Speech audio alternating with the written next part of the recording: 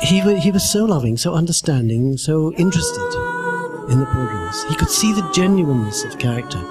One of the things I was frightened about when I went on pilgrimage was I had a sneaking feeling that the guardian could see right through me. He would know what I was like. And that is a very uncomfortable feeling in relation to anybody. I mean, if it's the guardian of the cause of God, it's extremely uncomfortable. The resolution of that was to learn that that's exactly what he did. He knew you. But the consolation was that the flaws he just ignored. That's not what he was interested in. All right, you had flaws, he knew those. What he wanted was any possibilities that he could do something with. Any possibilities for capacity, which he would encourage. And that's so with many pilgrims had this similar experience.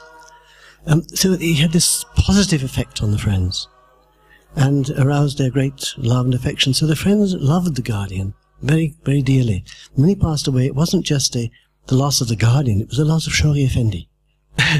But really this current affairs is just a continuation of history.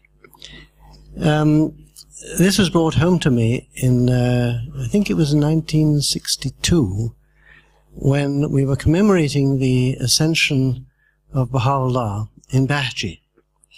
And in those days, we would go out there in the evening and we'd have a meal together, and then we'd spend the evening either dozing or walking around and probably sitting talking, and then finally, and probably go to sleep for a while, finally in the morning hours have the commemoration of the ascension of Baha'u'llah. Well, that particular evening, while we were sitting around the table where we'd been eating, the hand of the cause, Mr. Samandari, who was there with us, said how moved he was to be there on that evening, because it was the first time he'd been in Bahji on the night of the ascension since it took place.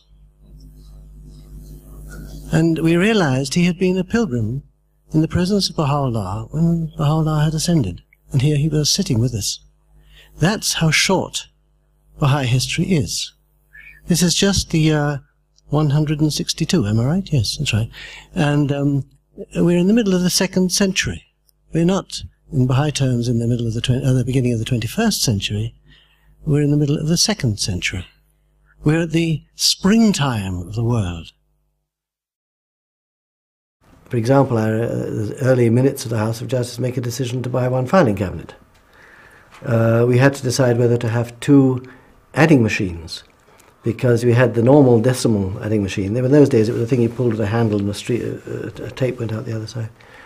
It had one for decimal currency, and then there was the sterling currency, which had pounds, shillings, and pence. And we decided we could not afford two adding machines. So, as I was the only one who knew how to count in 12s, I always had the job of adding up all the sterling accounts. And I've been an accountant, so I was on the finance department, and so I used to write out the books and write the checks, and eventually that was done by staff members. But, for example, the telephone. There was one telephone in number 10. So after a meeting, all the members had to queue up to use the telephone. That changed. Eventually every member had a telephone on his desk.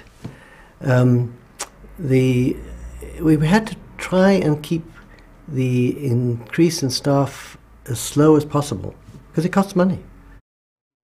But I think it was probably very similar for all the members, because we were just overwhelmed, the thought.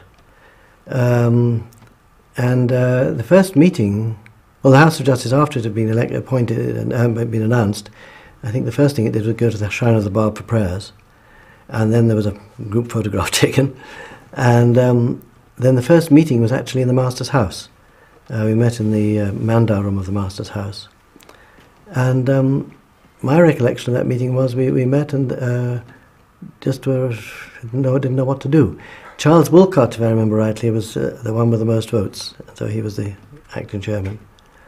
And it was funny, because I felt, the closest thing I felt was that we were just like a handful of pebbles in the hand of God. Here were we with no capacities, and we had this colossal task to perform, and somehow we had to tackle it, but we were as nothing. And years later, Roger White wrote a poem called The Witness of Pebbles, and it struck me that this poem was a wonderful description of what I had felt at the time. This is, I think, one of the things that makes the consultation so much more fruitful with the House of Justice, because in a local assembly, one knows in principle the local assembly as an institution is quite separate from the individuals who are members of it. But one can easily forget that, and people do. But on the Universal House of Justice, the difference between the institution and its members is so enormous that you don't forget that. This is why one is compelled to be frank.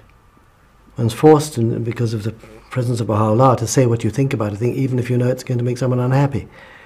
And the result of that is, in fact, a great increase in the love among the members, because everybody knows exactly what everybody else thinks. There's no feeling that there's an ulterior motive behind what someone's saying. And the members go through lots of suffering in their tasks, and I imagine all sorts of things we had to decide about Iran and so on. It's an agonizing experience often. But this draws the members very close together. So there's a very close bond of love among the members. I remember when, even from the first meeting, when we had to separate to go to London, we didn't all travel together. It was felt like being, bereaved of one's family, to have to go away separately. And that happened so quickly. But it deepened even with the years. And it remained the same with all the change of members. I mean, the institution remained the same, although the members changed.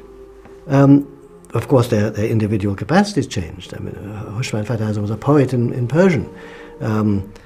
David Hoffman spoke very good English. Bora Kavlin was a real estate magnate. They all had their functions, and if Bora Kavlin wasn't there to buy new houses, we had to get someone else to buy houses for us, But so the members' individual capacities does affect the House of Justice, but it doesn't affect its House of Justiceness, you might say.